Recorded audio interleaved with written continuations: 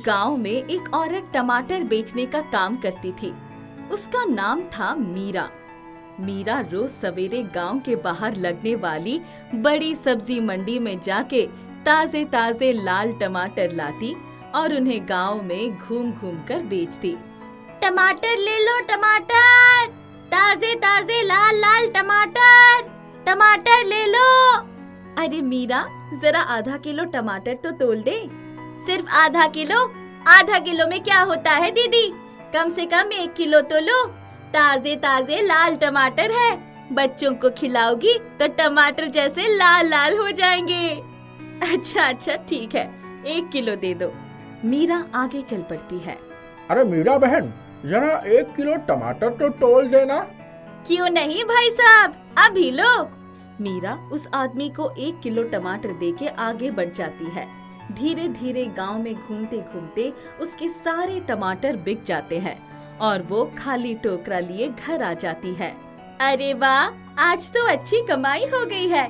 अगर ऐसे ही अच्छी कमाई होती रहेगी तो मैं जल्दी ही एक बड़ी दुकान खोल सकती हूँ। मीरा अपनी एक बड़ी सब्जी की दुकान खोलना चाहती थी, जिसके लिए वो पैसे जोड़ रही थी।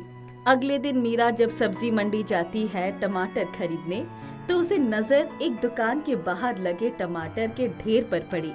टमाटर दिखने में अच्छे लग रहे थे, लेकिन कोई उन्हें खरीद नहीं रहा था। भैया, ये टमाटर कैसे हैं? इन्हें अलग से क्यों रखा हुआ है? बहन, ये टमाटर कुछ दिन पुराने हैं, ताजे नहीं। मैं इन्हें छटाई करके अलग निकाल देता हूँ। यदि किसी को कम कीमत पर ये टमाटर चाहिए होते हैं तो उसे दे देता हूँ, नहीं तो फेंक देता हूँ। यदि मुझे 20 किलो खरीदने हो तो कितने के पड़ेंगे? 20 किलो 300 रुपए में दे दूंगा। मैं ताजे टमाटर खरीदती हूँ जो मुझे 500 रुपए में 20 किलो के मिलते हैं, और यदि मैं ये कुछ पुराने टमाटर खरीदूं तो ये मुझे 300 रुपए में पड़ेंगे, जिसमें मुझे 200 रुपए का फायदा, और फिर मैं इन टमाटर को उस दाम पर बेचूंगी जिस पर मैं ताजे टमाटर बेचती हूँ, तो मुझे अच्छा मुनाफा हो जाएगा। मैं जल्दी ही अपनी बड़ी सी दुकान खोल सकूंगी। भैया, मुझे ये 20 किलो टमाटर दे दो। दुकानदार से मीरा 20 किलो टमाटर खरीद लेती है और गांव जाकर उसी दाम पर बेचती है जिस दाम पर वो पहले टमाटर बेचती थी। टमाटर ले लो, ताजे ताजे टमाटर, लाल लाल टमाटर खाओगे तो लाल जैसे हो जाओगे। ले लो टमाटर।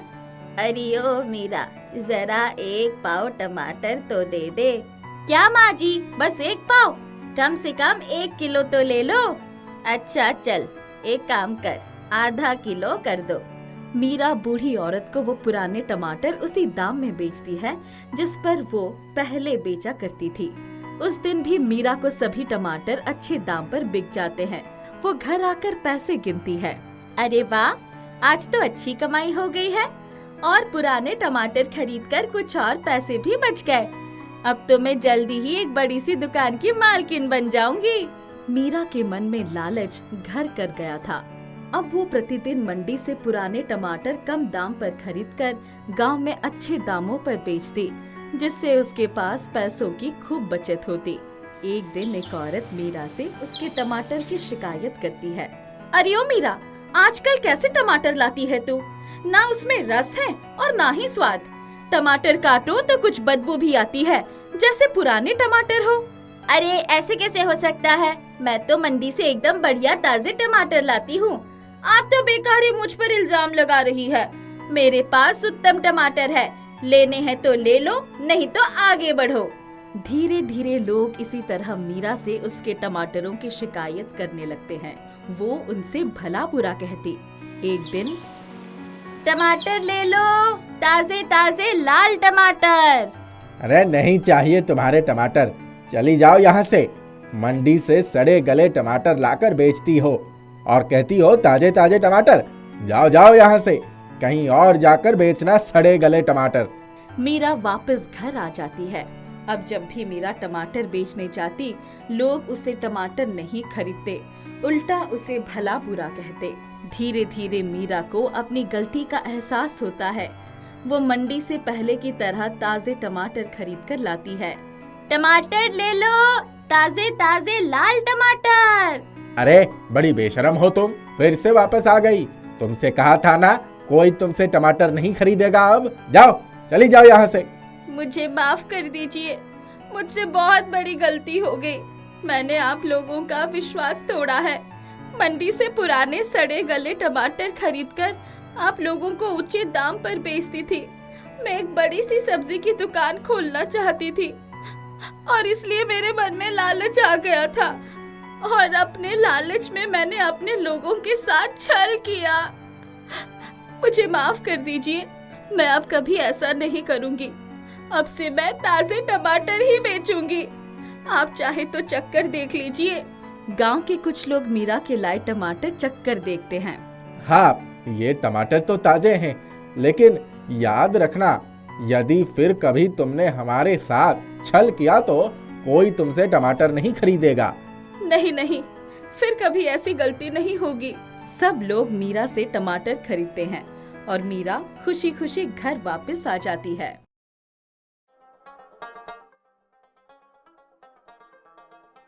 लालची बुढ़िया। एक समय की बात है, जनार्दन नगर नामक गांव में 65 साल की एक औरत नीनावती रहती थी। वो अपने 2 बेटे किशोर जी, लाल जी और उसकी 2 बहुएं अंजना और वंदना के साथ रहती थी। वह एक ही घर में रहते थे। नीनावती स्वादिष्ट खाना खाने की बहुत ही शौकीन थी, अच्छे अच्छे कपड़े पहनने का और हमेशा अपने आप को सजाने और संवारने का बहुत शौक रखती थी। जब उसके बेटे काम पर चले जाते तो उनकी बहू भी अपने काम में व्यस्त हो जाती। बड़ी बहू, ओ बड़ी बहू, जरा इधर आओ। जी माँ, बोलिए। क्या तुम मुझे एक गिलास पानी दे सकती हो? मुझे बड़ी प्यास लगी है। नीनावती बहुत ही आलसी थी। अपने पास में रखा हुआ ग्लास का पानी भी वह उठकर नहीं पी सकती थी। वह हर बार किसी न किसी बहाने से किसी न किसी को बुलाती और उन्हें परेशान करती थी। उसकी बहुएं उसका कहना तो मानती थीं, पर उससे काफी परेशान थीं, क्योंकि उसे खाने का बहुत शौक था।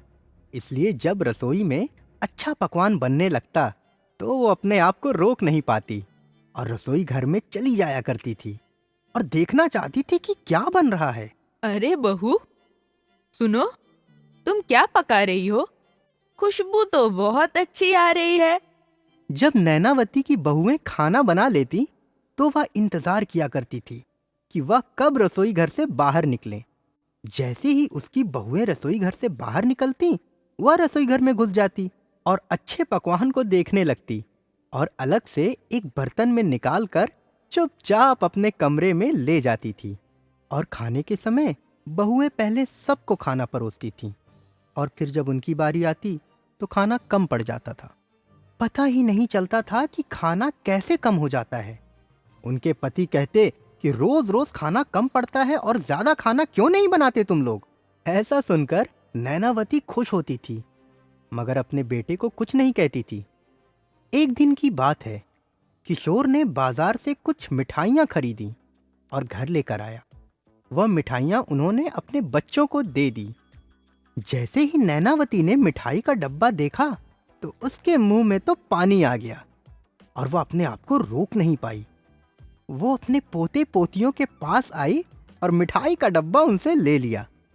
सुनो बच्चों, ये मिठाई मैं तुम लोगों को बराबर बराबर बांटूंगी। चलो अपनी आंखें बंद करो, अपना हाथ आगे करो बच्चों। बच्चों ने दादी की बात मान ली और वैसा किया जैसा दादी ने कहा। फिर नैनावती ने कुछ मिठाइयाँ अपने पास रख ली और बाकी की मिठाइयाँ बच्चों को दे दी और फिर चुपचाप अपने कमरे में चली गई। यही नहीं, उसका एक और काम था वहाँ। वह अपनी बहू की साड़ियाँ भी चुराया करती थी। जब उसकी बहुएं साड़ियों को तार पर सूखने के लिए डालती, वह चुपचाप जाती और अपने अलमारी में रख देती। इधर उसकी बहुएं काफी परेशान हो जाती कि ऐसा कौन करता है। उन्हें लगता था कि साड़ियाँ कोई चुरा ले जाता है। माँ जी, आपने मेरी लाल साड़ी देखी क्या? बहुत समय से ढूंढ रही हूँ मगर मुझे नहीं मिल रही। मैंने उसे सूखने के लिए तार पर डाला था, क्या आपने देखी है? नहीं बहू, मैंने नहीं देखी। मुझे लगता है कि वो पड़ोस की पुष्पा ने ऐसा किया होगा। कल मैंने वो साड़ी उसके पास देखी थी। मेरी भी साड़ी नहीं मिल रही है। मुझे तो लगता है ये पुष्पा का ही काम है। तुम दोनों को उसके पास जाकर बात करनी चाहिए। ऐसा बोलकर उसने अपनी दोनों बहुओं को बहका दिया। वो दोनों अपनी पड़ोसन पुष्पा के पास गईं और लड़ने लगीं। पुष्पा की तो कोई गलती ही नहीं थी। उन्हें लड़ता देखकर नैनावती बहुत खुश हो रही थी। इनको तो पता ही नहीं चलेगा कि ये सब मेरा काम है। देखो कैसे लड़ झगड़ रही है। नैनावती ऐसे ही अपने परिवार में सबको तंग करती। एक दिन की बात है, वह अचानक बहुत खुश हो जाती है कि अगले महीने दशहरे का त्योहार आ रहा है और वह चाहती थी कि सब लोग नया कपड़ा खरीदें। हमें कपड़ा खरीदना चाहिए। और हाँ, अभी सासू माँ भी आ रही हैं। क्या आप उनके लिए भी कपड़े खरीद लेंगे? वह हम सबके साथ दशहरा मनाने आ रही हैं। ये सुनकर नैनावती को अच्छा नहीं लगा। उसे बहुत जलन हो रही थी कि वो क्यों आ रही है। आने दो, मुझे पता है उसे कैसे भगाना है। अगले दिन नैनावती अपने कमरे से बाहर आई।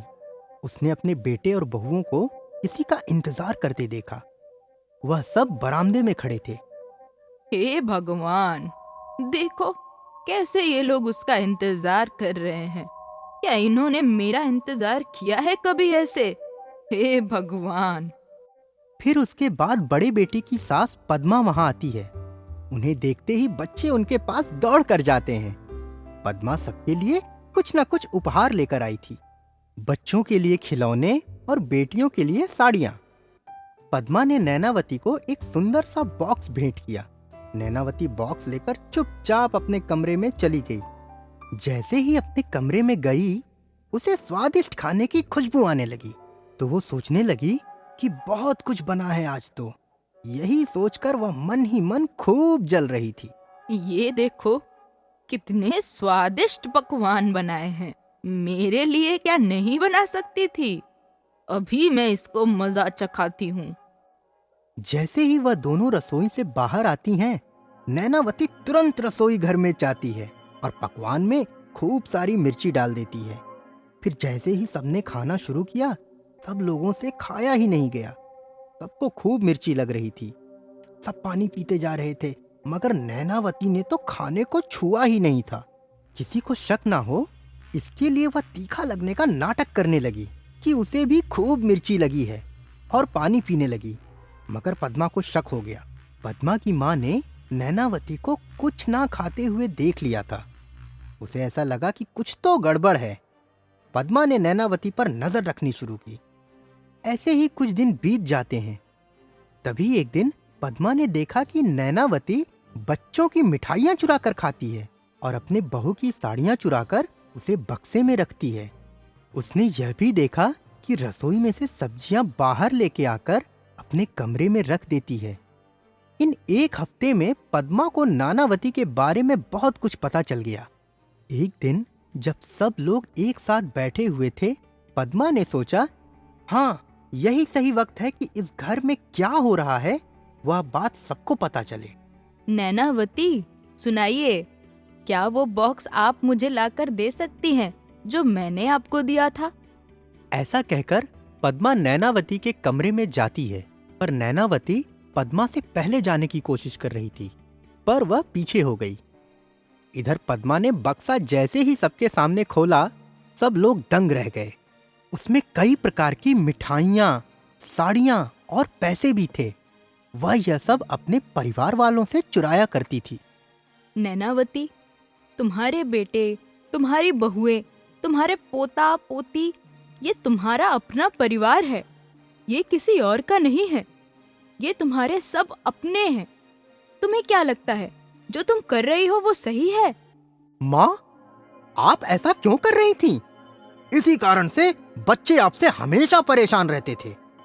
आपको नहीं लगता कि जब हम काम से घर आते हैं तो हम बहुत थके हुए होते हैं, और आपको ये सब करने की क्या जरूरत है माँ? आप सबके साथ खुशी खुशी रह सकती हैं। आपने हम सबको कितना परेशान किया है। माँ जी, आपने हमें पुष्पा के बारे में बताया था। वो हमारी कितनी पक्की सहेली थी। आपकी वजह से अब तो वो मुझसे बात भी नहीं करती। माँ जी, हमने आपका बहुत ख्याल रखा। आप ऐसा कैसे कर सकती हैं हमारे साथ? नैनावती को अपने से कम उम्र के लोगों को ऐसा कहते हुए देखकर बहुत बुरा इसलिए लगा क्योंकि वह उसके खुद के परिवार वाले थे। उसे एहसास हुआ कि वह कितना गलत कर रही थी और उसने इसके लिए सबसे माफी मांगी। उस दिन के बाद से नैनावती अपने बच्चों का बहुत ही ख्याल रखती थी, अपने बहुओं का भी ख्याल रखती थी और उनके साथ खाना भी बनाती थी। ऐसा सब देखकर पद्मा भी बहुत खुश हुई कि उसके रहते नैनावती बदल गई। तो बच्चों, हमें इस कहानी से ये सीख मिलती है कि हमें अपने परिवार के लोगों के साथ हमेशा अच्छा व्यवहार करना चाहिए और अपनी छोटी सी जिंदगी में संतुष्ट रहना चाहिए।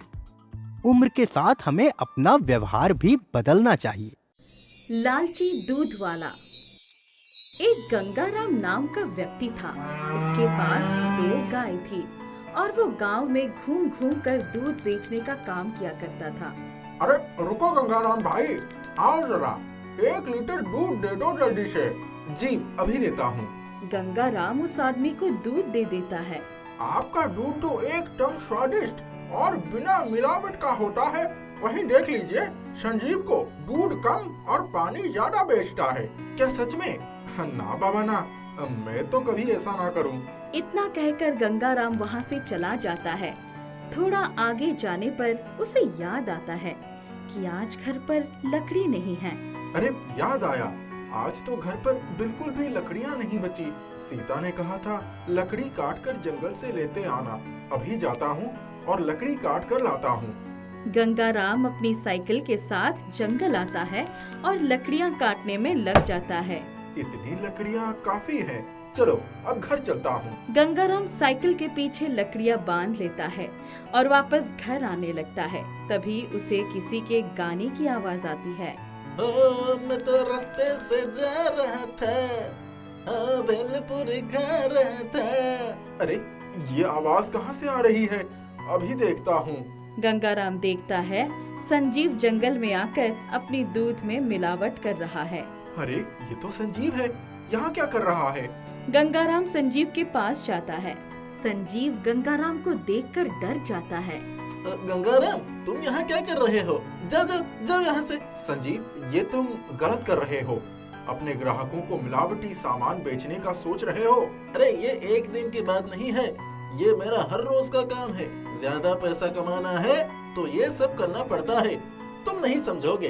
तुम जाओ और शुद्ध शुद्ध सामान बेचो। मैं तो ऐसे ही मिलावटी चीजें बेचूंगा। गंगाराम चुपचाप वहाँ से चला जाता है। गंगाराम के दिमाग में संजीव की बातें ही घूम रही थी। अगले दिन गंगाराम गाय से दूध निकालने आता है, मगर आज गंगाराम की गायों ने आम दिनों से कम दूध दिया था। अरे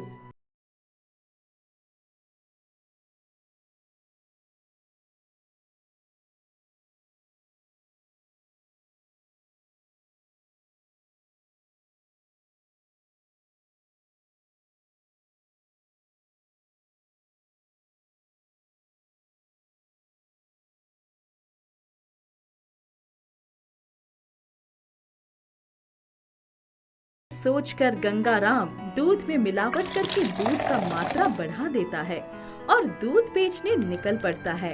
सभी गंगाराम के पास आकर दूध ले जाते हैं। वाह, पूरा दूध बिक गया और जरा भी नुकसान नहीं हुआ।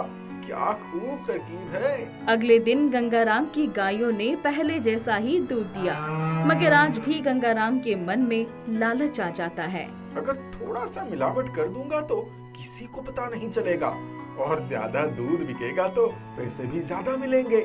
यही सोचकर गंगाराम और भी ज्यादा लालच करने लगता है और संजीव की तरह ही अपने दूध में भी मिलावट शुरू कर देता है।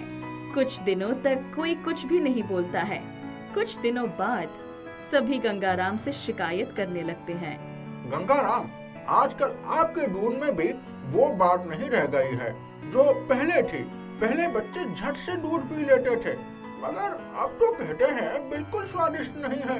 चाय बनाओ तब भी पहले जैसा स्वाद नहीं आ रहा है। क्या बात है? कोई बात नहीं है भाई, आजकल गाय थोड़ी बीमार चल रही है, बस इसीलिए ऐसा हो रहा है। आप चिंता ना करें, कुछ समय बाद दूध बिल्कुल पहले जैसा ही हो जाएगा। जी, वही सही रहेगा।